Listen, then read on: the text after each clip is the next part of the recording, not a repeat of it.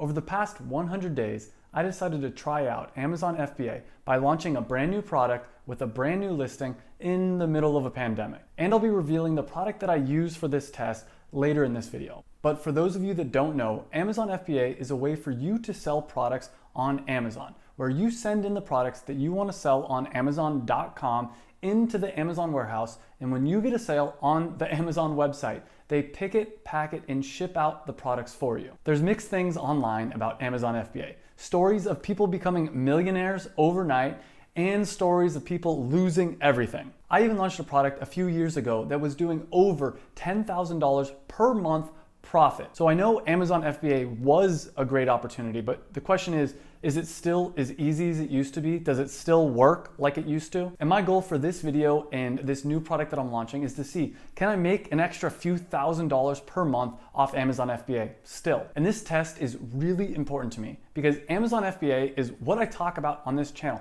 It's what's worked for me to make money, and I need to test, does it still work? Because if it doesn't still work, I need to stop talking about it and start talking about something different, because my goal on this channel is to always be 100% honest and 100% transparent. And before we get started, make sure to smash that like button, because I'm gonna be 100% honest and transparent about everything, all my numbers, how much it actually cost me to get started, how much revenue and profit I'm doing, and I'm gonna be sharing some mistakes that I made that cost me thousands of dollars. So make sure to hit that like button and stick around till the end of this video, because these mistakes and all the lessons I'm going to be teaching you could save you thousands of dollars. So let's get started with the test, and there's basically 4 steps to get your Amazon FBA business started: product research, manufacturing, listing your product on Amazon, and finally, launching your product on Amazon. Product research just means finding a product that you want to sell on Amazon that'll hopefully make you a lot of money. It's important to remember that Amazon is basically just a search engine where people go to search for things that they want to buy. And people usually buy things from Amazon that are at the top of the search results. Usually people aren't going to the bottom of the search results or to page 2, 3, or 4. So what you're looking for is a product with high search volume but low competition. Before I reveal the product that I use for this test, I did do a video where I show you step by step how I found a $50,000 per month Amazon FBA product. I'll link that up here, and make sure to subscribe, because next week I'm gonna be coming out with a step-by-step complete product research tutorial. So hit that subscribe button. But the product that I ended up deciding to use for this Amazon FBA test was a cacao version of the original performance nut butter product, because it hit all the check boxes. It's premium, it's lightweight, it's easy to ship, but I still decided to launch it as a separate listing from my original product to make this an honest Amazon FBA test. So I hired a designer to create mock-up packaging, started posting about it in my Instagram, started posting about it in my Facebook group, and my audience seemed to really like this idea for a product. I also pulled out a food processor and tested out the mixture in my kitchen, and it tasted good, so I decided to move to the next step, which is manufacturing. And finding a manufacturer for your Amazon FBA product is actually really easy. If you're looking for somebody in the US to make your product, oftentimes you can just go to Google and search for your product and then space manufacturer, and you'll find tons of results. Or you can go to different conventions and find lists of potential exhibitors. But another really great way to get your product manufactured is to actually get it made in China. And you can get it made in China for really cheap. And there's websites like Alibaba.com that will connect you with Chinese manufacturers to make your product. Now, there's a lot of other countries and a lot of different ways to find manufacturers, but overall, this is one of the easiest parts of the entire process, even though a lot of people tend to think that this is really complicated. And I'll be honest, my product is a lot more complicated to make than most products. As I mentioned, the first step was making a sample batch in my kitchen.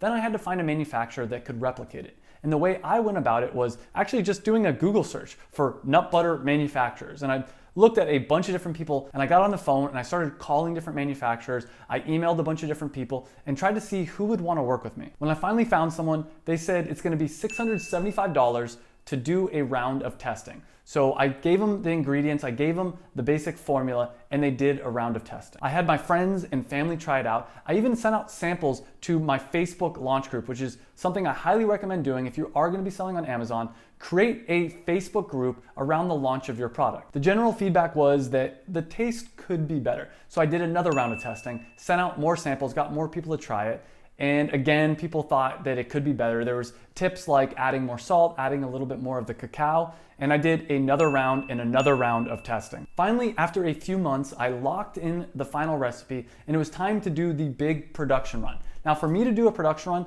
I had to produce 2,500 units at a minimum, which is a lot of units. And I had to buy all the individual components to make my product, which got really expensive. And again, my product's a lot more complicated. Most products, you just go to a manufacturer, you say, hey, I want this made, and they make it. But for me, since my product had so many different components, I had to source each one of them individually. There was things like the film, there was the nuts, there's the salt, there's the display boxes, which is the 10-pack, the actual box that people will receive. There's also master cases, and the master cases, you put 12 of the display box into one master case, and that's so I can ship it into Amazon. There's also other fees that people don't consider, like the shipping, because when I buy all the different nuts and all the individual components, I have to ship it to my manufacturer. There's also the manufacturing fee itself. And finally, once the product's finally finished, I have to pay for shipping to ship it into the Amazon warehouse. And in total, to produce 2,500 units cost me around $18,000.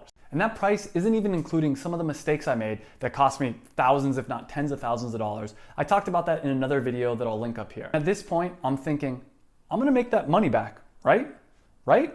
And once you have your product manufactured, you have to actually add it to the Amazon website so people can buy it from Amazon.com. The first step is to sign up for an Amazon seller account, which costs around $40 a month. Then you're gonna add your product into Amazon. Now, to add your product into Amazon's catalog, your product needs to have a UPC code. Now, there's different ways to get a UPC code. Some people recommend different websites that are a little bit shady where you can get UPC codes for around $10. I ended up going the legitimate route and I bought 10 UPC codes for $250. And so that's 10 different products that I could potentially add onto Amazon. Another thing you're gonna need when adding your product onto Amazon is a picture of your product. And I ended up paying for a computer rendering because it looks a lot more professional, and that cost around $100. So you're gonna wanna make sure you not only add the main image, but lots of other really cool images of your product, because people aren't gonna be able to physically hold your product before they buy it. So you're gonna wanna show them the benefits of what it's gonna be like to own your product. You're also gonna wanna make sure that your title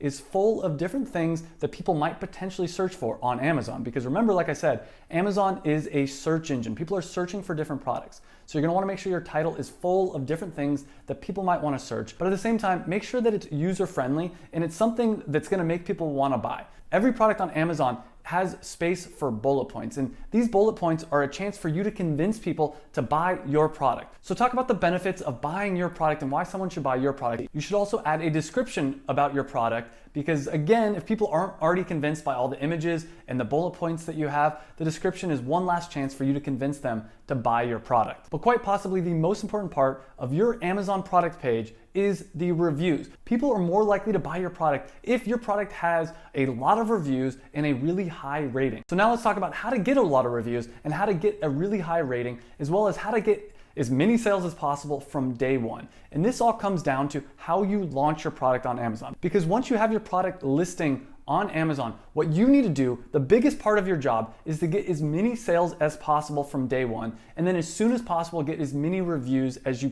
possibly can. This is my secret launch strategy, and probably one of the most important things that most people on Amazon forget to do. And so what you're gonna do is, leading up to the launch of your product, a month before, a week before, 5 days before, the day of, let people know, send out emails, post on social media, post in your Facebook group, post and share it wherever you can. I also sent out boxes of my product to influencers, asking them to post about it on the day I launched on Amazon. In fact, I sent out a lot of boxes to different influencers. Again, the whole point is to get as many sales to your product on day one of launching on Amazon. Because as you get more sales, Amazon will move your product listing up the search results, higher up, and as you go higher up the search results, you'll get more sales, and as you get more sales, it'll move you higher and higher up, which is basically gonna snowball into more and more sales and more success. Now, one other tactic that I used, and I highly recommend, is I discounted the price of my product in the first week, and only during the first week. It's normally $27.99 for a box of the Cacao Performance Nut Butter, but I discounted it down to $19.99. And I let everybody know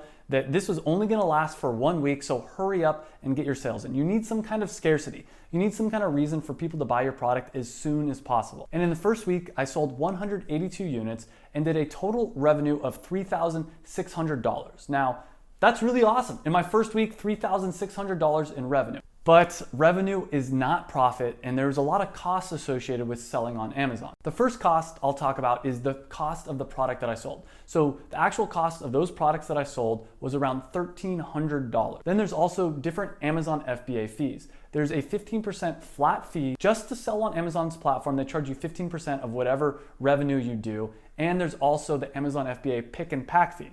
And that's the fee every time you sell a product and Amazon has to pick it from its warehouse and ship it out. It charges you a fee because they have to pay for the warehouse employees, the warehouse, and obviously all the postage. So I ended up paying around $1,200 in Amazon fee. And of course, there's other fees associated with running a business, things like business licenses, I have a team of virtual assistants, paying some of my virtual assistants. In total, these other fees I estimated to be around $100 or so. And when you add up all the numbers in my first week selling this product on Amazon, I did over $900 in profit, which is really amazing and really exciting. But keep in mind, that was because I had my product at a huge discount and I completely sent out a ton of emails. I posted about it on social media. Just because I made that $900 profit in the first week doesn't necessarily mean that's how it's gonna be forever. In that next week after my initial sale, I only sold 10 units. In my second week selling this product, I only sold 10 units, which is really bad and really scary, to be honest with you. That means I did around $270 in revenue, and I spent about $75 on the products that I sold during that week. I also paid around $70 in Amazon FBA fees and around $6 or so in just other random costs for a total profit in my second week of $100. I mean, that's still not bad. That's still an extra $100, but it's not great. Now, it's important to note that sometimes it takes Amazon a little bit of time to figure out where your product should be in the search results. And it takes a little bit of time for you to get to the top of the search results. To help this process out, I also started doing Amazon PPC. Now, PPC means pay per click, and it's a way for you to advertise your product on Amazon where you only pay if someone clicks on your product. It allows you to get to the top of the search results just by paying a little bit of money. And in my first full month after these initial 2 weeks, I did around $4,000 revenue, which isn't bad. I still had to pay, obviously, for my product costs, the Amazon FBA fee, the Amazon selling fee, other random Amazon fees, and other costs of owning the business. And on top of that, as I mentioned, I did have to pay for my Amazon PPC. And in total for this first month, I did around $1,000 profit, which is not great, but it's still an extra $1,000 profit. But again, the question is that gonna hold or was that a fluke? Then in my second month, I did around $4,600